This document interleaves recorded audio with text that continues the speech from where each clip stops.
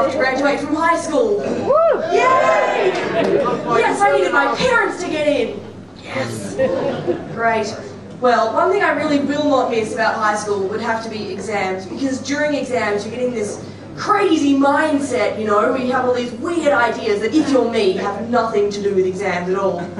Like, my mum would come in after a good 3 hours of studying, when my eyes had widened and I developed that very sophisticated little eye twitch, and I'd grab her by the shoulders and say something like, "Mum, I've had the best idea for a reality TV show. You get a chef and a moose, and you put them together in a caravan and make them tour Canada. It'd be brilliant. I'd call it Chef and Moose on the Loose, Canadian edition." But the catch is, it's quite a small caravan, so it's always like, "Oh, Moose is stuck in the shower. Moose is caught on a lamp. Oh no, Moose is goring one of the crew members." But by that point, she's already back halfway down the hall to get the tranquilizer gun.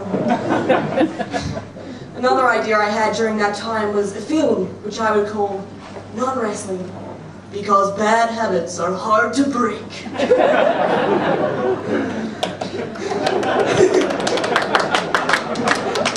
Another thing I won't miss about high school would have to be sex education, because, you know, at our school, especially being an all-girls school, you know, the main focus was to prevent us from getting pregnant or diseased.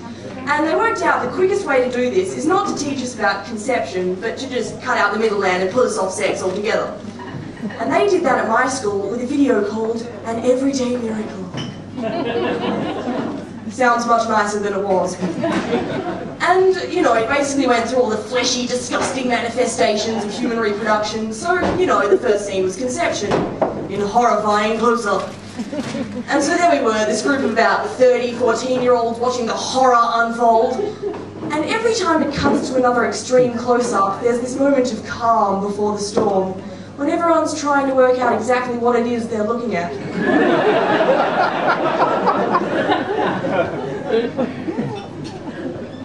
What is that? And then, whoosh!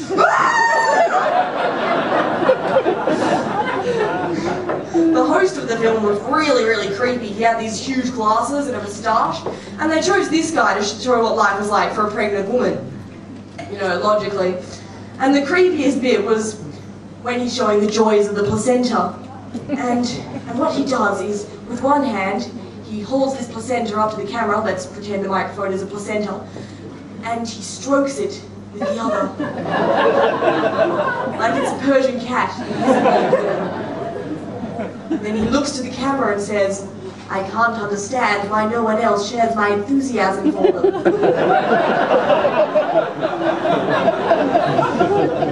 And then he puts it in the fridge for later. I know some people like to, you know, eat the placenta after birth as like a spiritual thing, you know, like a connection to parent and child in a very fleshy way. And, you know, I like the spirituality to that, but I saw the end of that movie with the blood and the screaming infant, and then the placenta itself, which is like this blood pudding pancake thing, and it both looks and sounds like an alien parasite.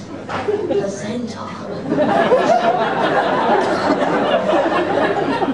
Just seeing that, I thought to myself, you know, wouldn't you be glad to have all of that out of your system? I just do not see the appeal in cooking up some placenta polenta and putting it all back in again. I actually know a woman who ate the placenta after she gave birth. And she is the most lovely, sane woman you could ever meet, but every time I see her I just think, placenta, placenta, placenta, placenta, placenta, placenta. That's all from me. Thanks!